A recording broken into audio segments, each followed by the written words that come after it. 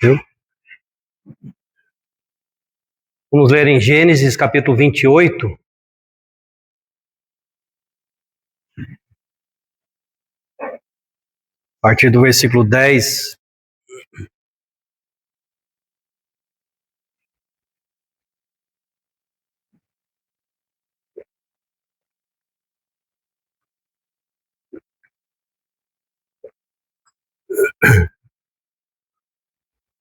Gênesis capítulo 28, versículo 10. Partiu, pois, Jacó de Berseba e foi a Harã, e chegou a um lugar onde passou a noite, porque o sol já era posto. E tomou uma das pedras daquele lugar e a pôs por seu travesseiro, e deitou-se naquele lugar. E sonhou, e eis uma escada posta na terra, cujo topo tocava nos céus. E eis que os anjos de Deus subiam e desciam por ela. E eis que o Senhor estava em cima dela. E disse: Eu sou o Senhor Deus de Abraão teu pai, e o Deus de Isaque. Essa terra em que estás deitado darei a ti e à tua descendência.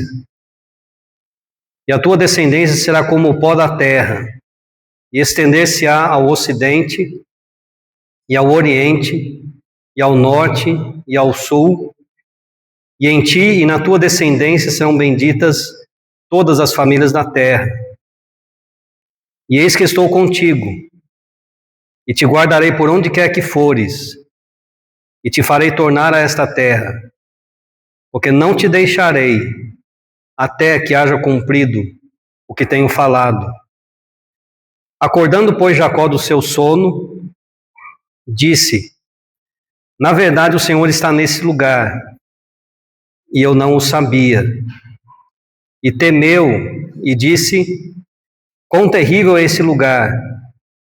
Esse não é outro lugar senão a casa de Deus, e essa é a porta dos céus.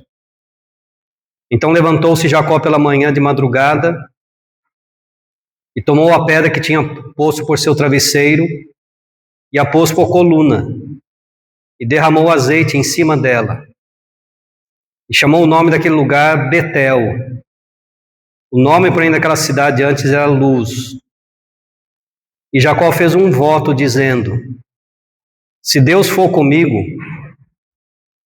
e me guardar nessa viagem que faço, e me der pão para comer e veste para vestir, e eu em paz tornar a casa de meu pai, então o Senhor me será por Deus, e essa pedra que tenho posto por coluna será a casa de Deus, e de tudo quanto me deres, certamente te darei o dízimo.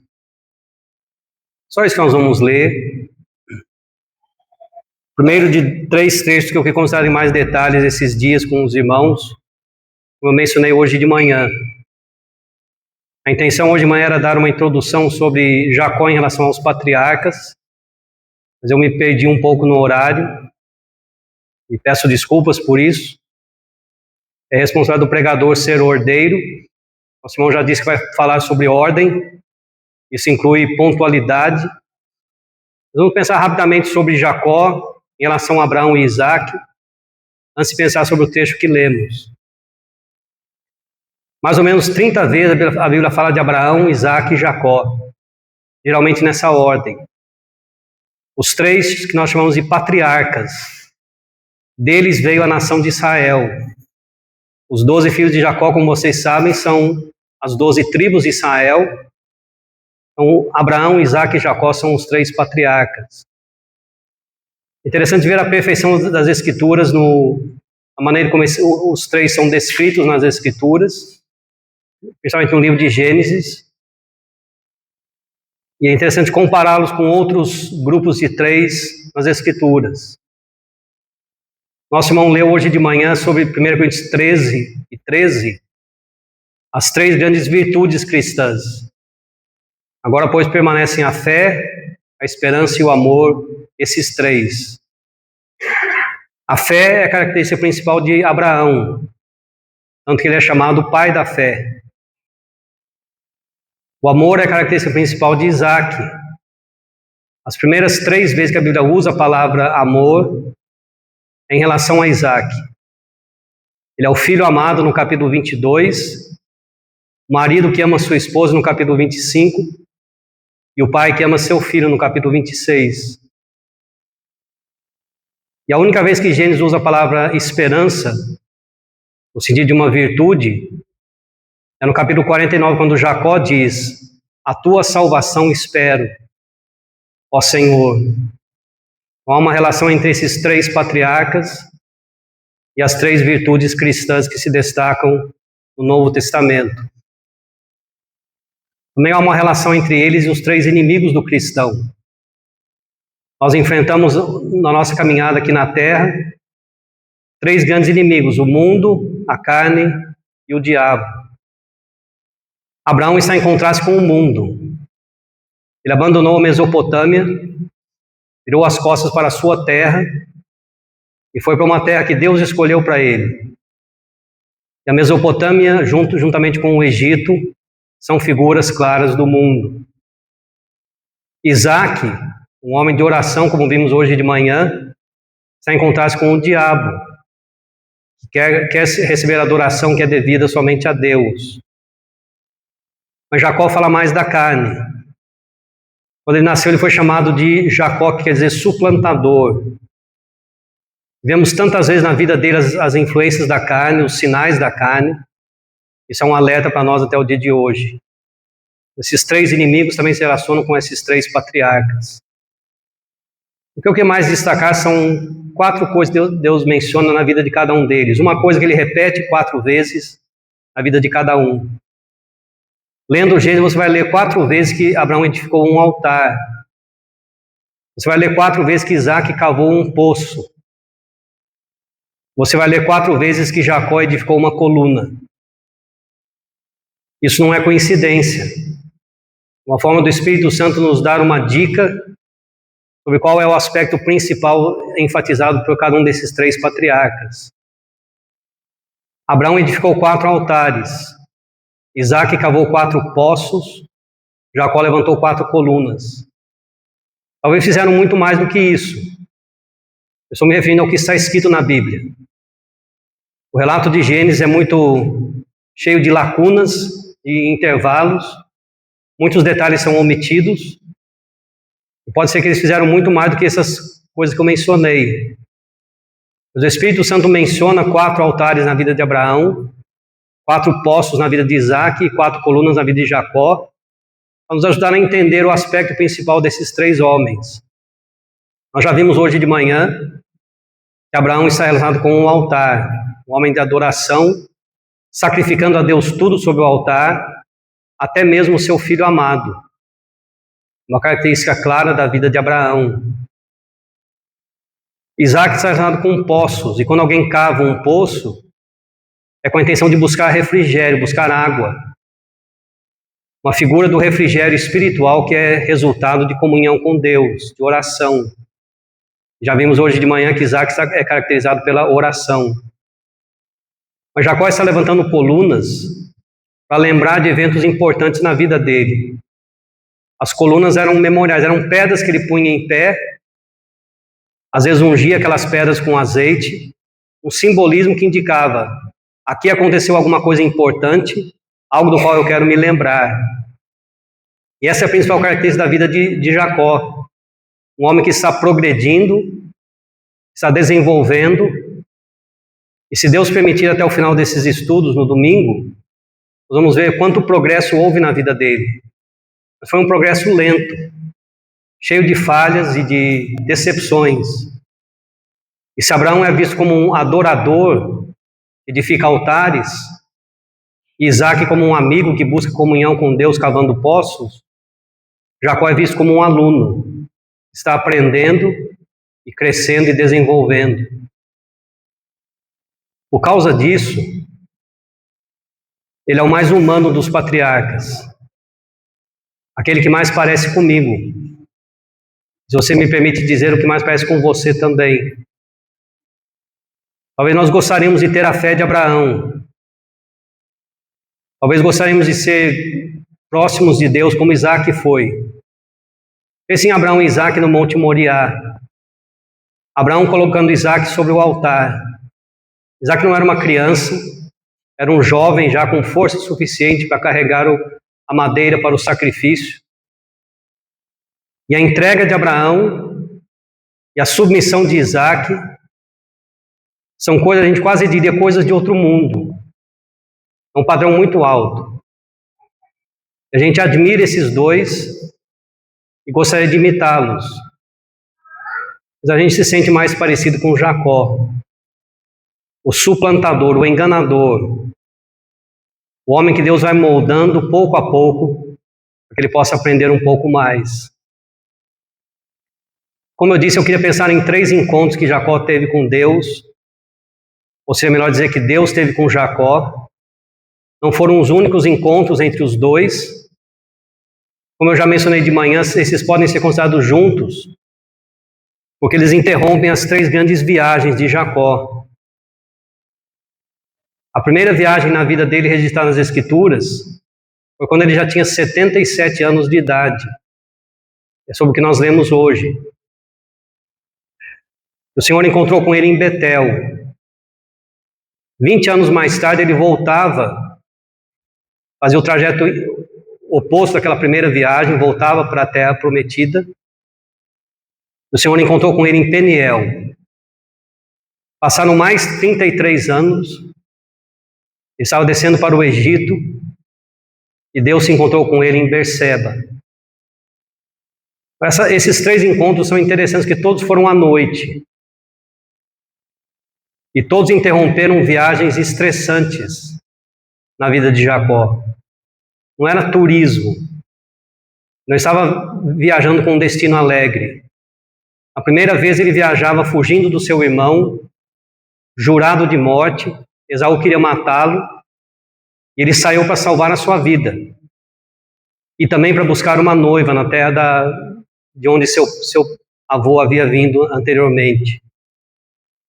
A segunda viagem ele fugia de Labão, o seu sogro, e buscava encontrar o seu pai Isaac. A terceira viagem ele fugia da fome na terra prometida e buscava encontrar o seu filho José, lá no Egito. Nessas 3 ocasiões difíceis, estressantes, sempre à noite, que é um simbolismo também dessa dificuldade de Jacó, nessas 3 situações o Senhor veio ao encontro dele. E todos esses encontros resultaram em bênção para Jacó. Uma lição muito simples para nós que estamos aqui hoje. Eu não conheço todos vocês, e os que conheço, eu não conheço os detalhes da vida de vocês. Mas é certeza absoluta, que entre nós há pelo menos alguns que estão hoje aflitos e passando por um período de noite na sua vida espiritual. Isso acontece com todos os salvos. Deus nunca nos prometeu uma vida sem problemas. Pelo contrário, Ele disse que haveria dificuldades. Mas o Salmo 34 diz: muitas são as aflições do justo, mas o Senhor o livra de todas. Então, se há alguém aqui hoje, e eu sei que há, não sei quem, mas há alguns, com o coração pesado, procure encontrar-se com o Deus de Jacó, Deus de Abraão, Isaac e Jacó, o Deus e Pai de nosso Senhor Jesus Cristo, e procure ser consolado por Ele, porque Ele prometeu que nos ama, estará conosco, e como cantamos hoje, estará trabalhando, agindo para o nosso bem-estar espiritual. O pastor nos ama, ninguém pode nos arrebatar da mão dele. Temos dificuldades, mas o Senhor nos livra de todas elas. Então, voltando para a primeira viagem de Jacó, o texto que lemos hoje, Jacó chega a Betel. Ele andou mais ou menos 60 quilômetros naquele dia, provavelmente a pé. Chegou num lugar deserto, deitou-se debaixo do céu aberto, com uma pedra para ser o travesseiro. E não é difícil imaginar o que passava pela mente dele, fugindo do seu irmão, indo procurar parentes que ele nunca tinha visto na sua vida. E esse homem que não era mais uma criança, era já um homem de 77 anos de idade, com o coração pesado, ele deita para dormir. E o Senhor se manifestou a ele. A visão da escada tem muitos detalhes que nós não entendemos, mas a lição principal dela é muito clara. Os céus são apresentados nessa visão de Jacó, não como um lugar distante, inacessível, mas como um lugar onde há comunhão entre os céus e a terra. Havia uma escada, os anjos de Deus subiam e desciam por essa escada, o Senhor estava no topo dela. Claramente Deus está dizendo a Jacó que ele governa sobre as coisas desse mundo. Ele tem controle sobre o que acontece aqui. Ele não está sentado no seu trono, divertindo-se com a adoração dos anjos. Eu falo com respeito. Ele não está ocupado com outras coisas. Ele está em pé em cima da escada que liga a terra e os céus. Em figura mostrando a interferência dos céus nos negócios aqui da terra. A gente precisa aprender essa lição hoje, ou lembrar dela. Talvez aprender não seja a palavra certa, todos nós sabemos disso. Como disse Daniel, o Altíssimo domina sobre os reinos dos homens. Esse governo de Deus não é uma coisa teórica apenas, é uma coisa prática. Nossa política anda muito polarizada, e os salvos ficam muitas vezes confusos e preocupados com o dia de amanhã. Muitas decisões são tomadas que nos chocam. Mas há um Deus nos céus que está a par de tudo que acontece, que sabe de antemão o que vai acontecer e que ativamente interfere nas decisões aqui da terra. Em João capítulo 1, o Senhor Jesus mostrou claramente que essa escada que Jacó viu é o próprio Filho do Homem. Jacó viu em profecia o que iria acontecer no futuro. O Filho do Homem vindo a esse mundo, encarnando-se, e os anjos de Deus subindo e descendo sobre o Filho do Homem, como ele disse para Natanael. Deus enviou o seu Filho a esse mundo para morrer. Ele foi sacrificado na cruz do Calvário, como Isaac foi oferecido sobre o altar. Ele ressuscitou ao terceiro dia. Ele subiu aos céus não para ausentar-se, mas para controlar dos céus o destino da terra. Nós possamos ter certeza absoluta desse cuidado, dessa interferência, desse governo divino em relação à terra. Eu queria chamar a sua atenção para as atitudes de Jacó em relação a isso. Queria dividir esse assunto em 2 estudos por causa do tempo. E amanhã, se Deus permitir, pensar nesse conceito tão profundo e glorioso de casa de Deus. Jacó diz, esta é a casa de Deus, essa é a porta dos céus. Mas hoje, num sentido mais prático, pense um pouco sobre 3 atitudes de Jacó em relação a essa visão. Nós vemos ele confessando a sua ignorância, nós vemos ele levantando uma coluna para lembrar, nós vemos ele orando a Deus fazendo um voto. Primeiro ele diz, o Senhor está nesse lugar e eu não o sabia. É louvável a sinceridade de Jacó. Mas é triste um homem com essa idade, o pai da futura nação de Israel, com 77 anos de idade, ele está na casa de Deus e ele não sabe que está. E é bom a gente se perguntar a si mesmo se nós temos discernimento de onde Deus está. Eu não quero falar de uma forma em parábolas apenas. Eu quero ser claro. Mas há muita coisa hoje feita em nome de Deus que não vem de Deus. O Senhor Jesus disse que seria assim, que haveria muitos no último dia que diriam: Senhor, Senhor, não profetizamos nós em Teu nome? Em Teu nome não fizemos muitos milagres?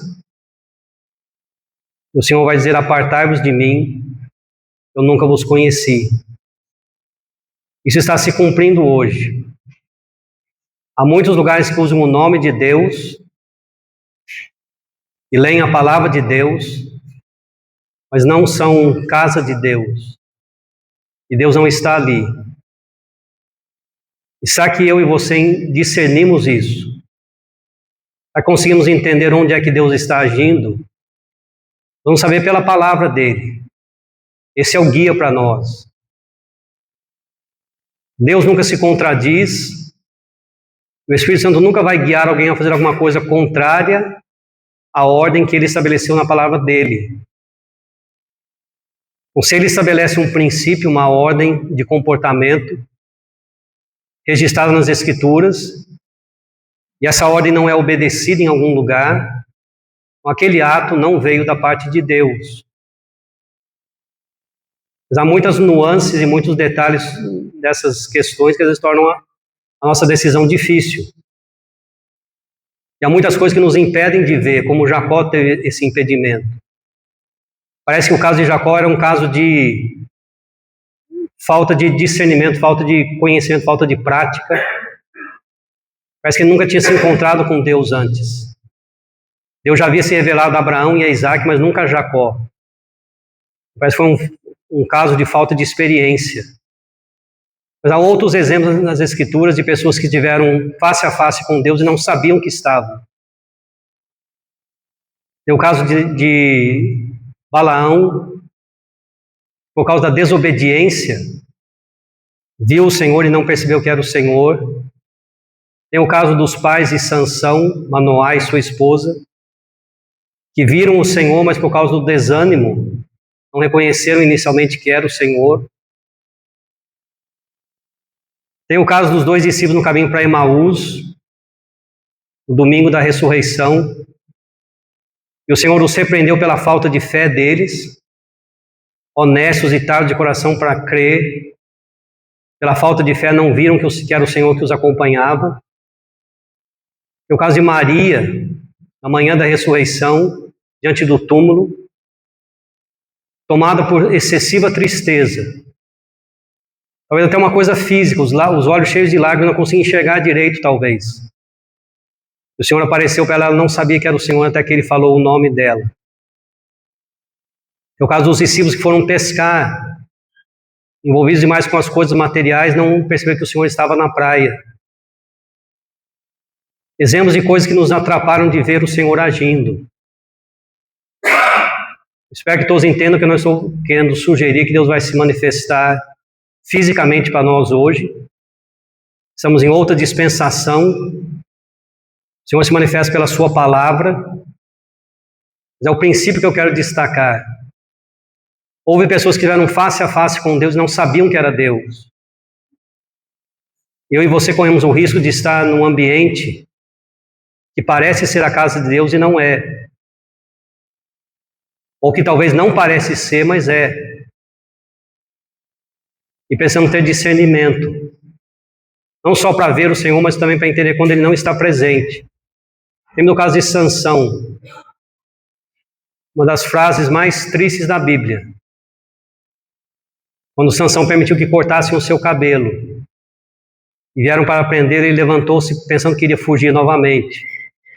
Porque diz a Bíblia, ele não sabia. O Espírito do Senhor havia se retirado dele. Abandonado por Deus, ele não sabia. Vamos examinar as nossas experiências, as nossas convicções, nosso entendimento das Escrituras. Vamos comparar o que fazemos e o que vemos e o que aprovamos com aquilo que a Bíblia aprova.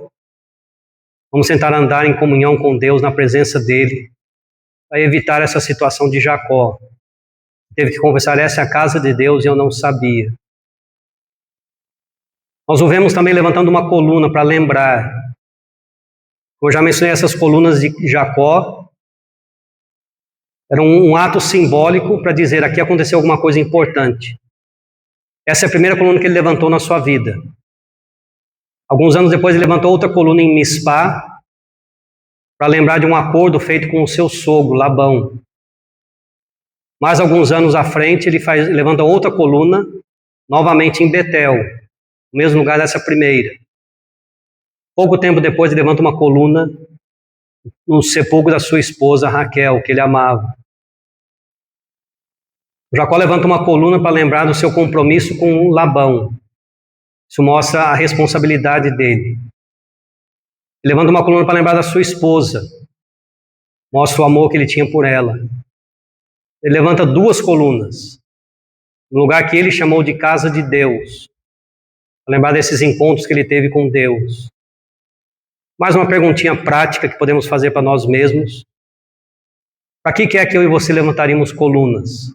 Não literalmente, é lógico, mas o que é que eu procuro lembrar? O que é que eu faço questão de não esquecer? Tem coisas dos relacionamentos humanos, como Jacó levantou uma coluna no sepulcro de Raquel. Há pessoas que amamos e queremos lembrar da memória deles, com certeza. Há questões de responsabilidade, como a coluna levantada para Labão. Mas principalmente deveria haver lembranças de coisas espirituais, de experiências e encontros que tivemos com Deus. Eu digo de novo, estou tentando ser claro e não só teórico. Não estou falando de visões ou Deus revelando pessoalmente alguém, mas experiência onde a mão de Deus foi vista com muita clareza. Talvez um livramento, talvez uma direção, uma situação de dúvida e Deus abriu o caminho pela leitura da palavra dele ou por alguma outra situação. Talvez ele usou um servo para isso, talvez ele usou as escrituras. Talvez nós lembramos de alguma coisa. Qualquer cristão com alguns anos de vida cristã vai ter tido experiências importantes. Nós devemos valorizar essas experiências, não deixá-las cair no esquecimento. Mas em terceiro lugar, Jacó ora a Deus e faz um voto. Uma coisa muito boa. Eu não sei se eu estou sendo duro demais com ele. A oração dele parece ter sido um pouco carnal. Ele ora a Deus com aparentemente falta de fé.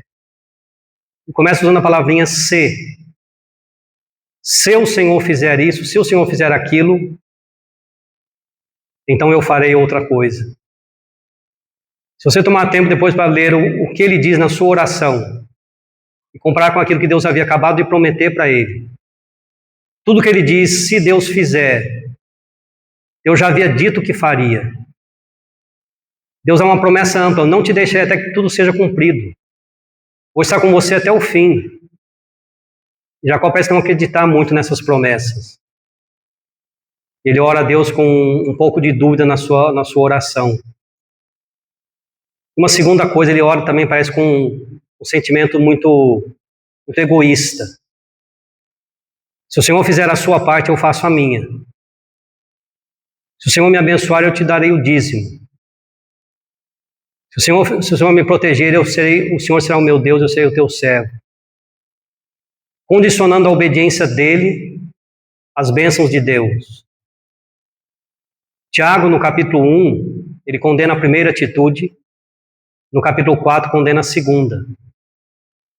Ele fala de pessoas que oram com inconstância, como ondas levadas pelo mar, oram sem fé.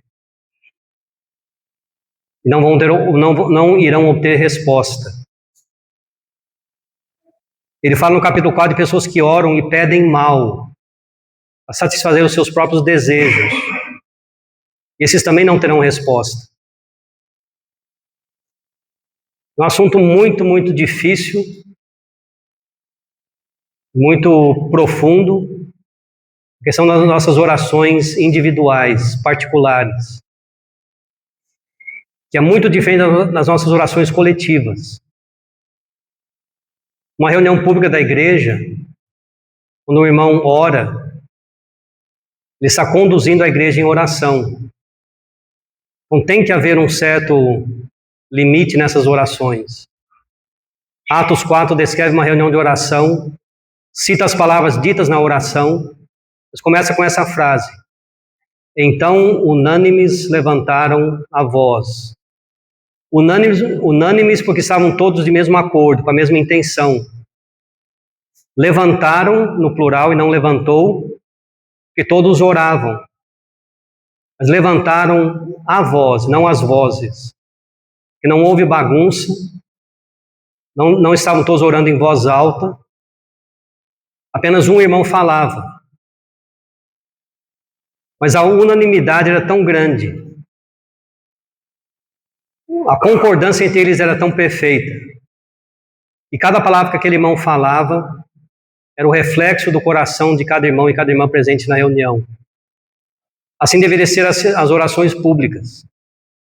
O irmão que ora tem que ter esse discernimento: eu não estou orando em casa, sozinho, eu estou dirigindo a igreja em oração, estou orando em nome da igreja. Mas na sua oração em casa, não há nenhum limite sobre o que você deve mencionar. Eu digo isso literalmente, não há nenhum limite sobre o que você pode mencionar diante de Deus. Lembre de como Ana disse sobre a oração dela: eu estava derramando a minha alma perante o Senhor. Assim devem ser as nossas orações particulares. Não orando tentando fazer um acordo com Deus. Senhor, se o Senhor fizer isso, se o Senhor me der aquilo, então em troca eu vou fazer o seguinte, eu não vou fazer uma outra coisa. Nunca usando essa palavra se, que implica uma dúvida. Mas tendo convicção de que é impossível enganar a Deus.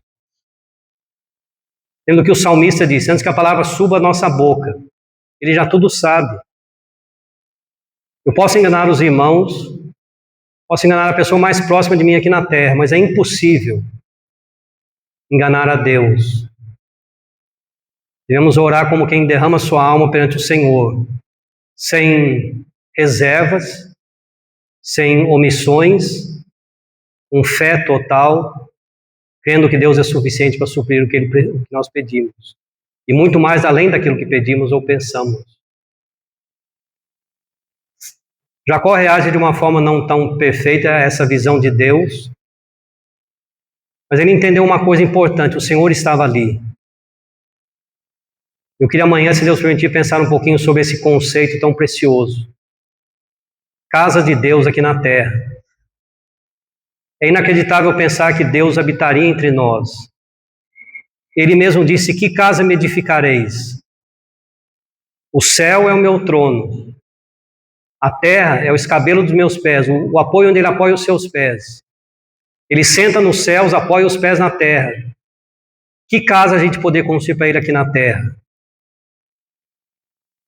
Mas esse Deus tão sublime, por incrível que pareça, ele deseja habitar entre nós. Foi assim em Betel, e há outros 7 lugares, no total 7 lugares chamados Casa de Deus. Podemos pensar amanhã com mais cuidado sobre esse detalhe interessante. Possamos pensar sobre as limitações de Jacó e a bênção que Deus lhe deu. Deus o confortou. Ele não era um homem perfeito, ele tinha sérias limitações, mas Deus veio ao encontro dele, foi iniciativa de Deus. E Deus o confortou. Ele partiu para continuar a sua viagem cheio de confiança em Deus. E assim Deus continua sendo até hoje. Deus que vem ao nosso encontro. Como o Senhor foi ao encontro dos dois no caminho para Emaús. E nos consola, nos fortalece nas nossas angústias. Vamos confiar nele hoje. Amém.